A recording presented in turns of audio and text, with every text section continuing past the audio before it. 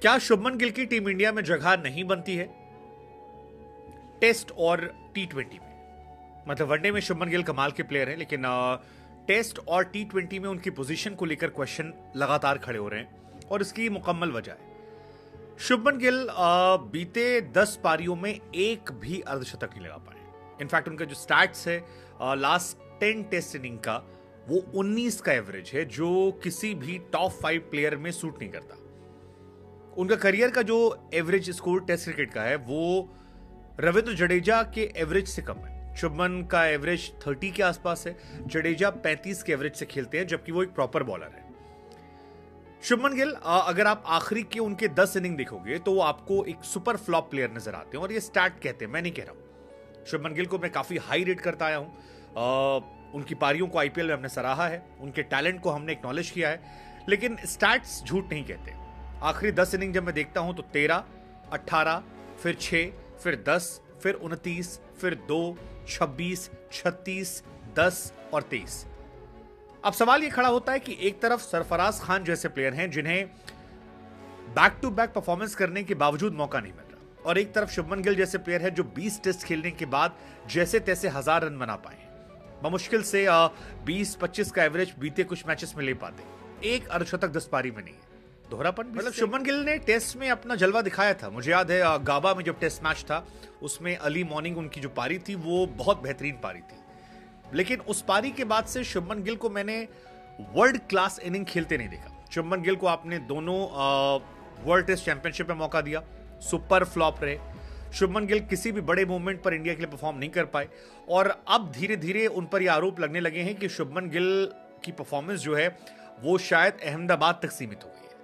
मतलब अगर flat pitch नहीं है तो शुभमन गिल नहीं चल पाएंगे, अहमदाबाद नहीं है तो शुभमन गिल नहीं चल पाएंगे, आईपीएल नहीं है तो शुभमन गिल नहीं चल पाएंगे, कोई बचकानी टीम नहीं है तो शुभमन गिल नहीं चल पाएंगे। सवाल ये कि फिर शुभमन गिल को इतना मौका क्यों मिल रहे हैं? क्योंकि टीम इंडिया में जगह किसी भी खिलाड़ी को लेकर, मतलब आप में टैलेंट है, आपको एक्नॉलेज किया जाएगा, आपकी तारीफ की जाएगी, लेकिन वो एक समय सीमा होती है। उस समय सीमा के पार अगर कोई भी खिलाड़ी बैक टू बैक मौका पा रहा है, आपने रजत पाटीदार को टीम में लिया, आपने नहीं खिलाया क्योंकि आप शुभमन को खेलते देखते चाहते थे, लेकिन शुभमन गिल कब तक ये फ्लॉप शो चलाएंगे और कब तक वो ये संघर्ष करेंगे?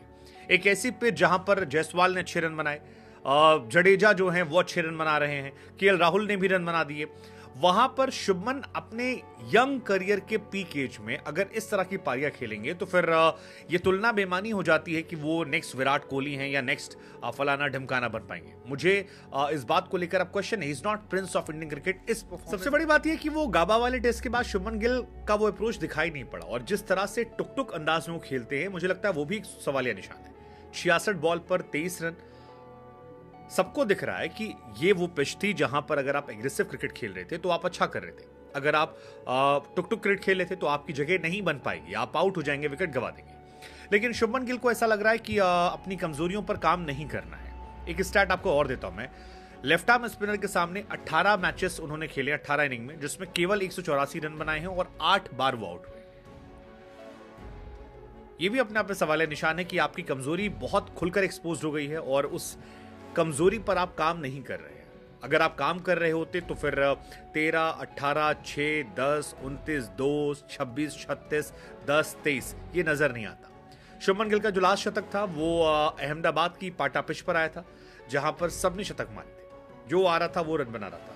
और इसीलिए मेरे जहन में बार बार सवाल आ रहा है कि जब आप रजत पाटीदार, अजिंक्य रहाणे, चेतेश्वर पुजारा, सरफराज खान को मौका नहीं दे रहे, इन बड़े बड़े प्लेयर्स को आप साइड लाइन कर रहे हो, तो फिर शुभमन गिल पर इतनी मेहरबानी क्यों? आपने ईशान किशन के ऊपर हमेशा प्रायोरिटी दी।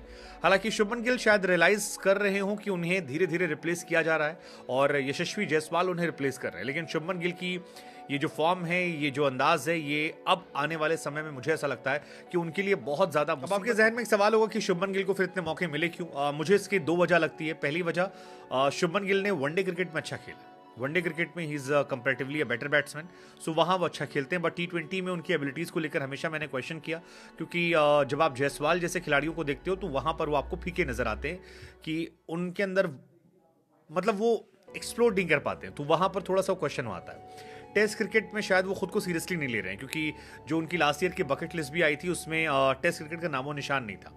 हाँ, शुभमन गिल को खिलाया इसलिए आता है क्योंकि वो आईपीएल में अच्छे रन बनाते हैं। अहमदाबाद जो उनका होम ग्राउंड था गुजरात टाइटंस में, वहां पर पाटा पिच पर खूब सारे रन बनाए उन्होंने। फ्लैट पिच के वो किंग हैं। दूसरा, राहुल द्रविड़ उनको बहुत एक्नॉलेज करते हैं। हमने देखा था विवियन रिचर्ड से मुलाकात करवाई, तमाम लोगों से मुलाकात करवाई, और हर जगह द्रविड़ कहते हैं कि यार he is a great player, बड़ा प्लेयर है, बहुत बड़ा बनेगा, ये बनेगा, वो बनेगा। बट वो बातें परफॉर्मेंस में नहीं आ रही। मतलब 22-23 साल की उम्र में अगर आप याद कीजिए विराट कोहली को, तो वो आग लगा रहे थे। रोहित शर्मा को जब प्रॉपर मौका मिला था उसके बाद वो आग लगा रहे थे।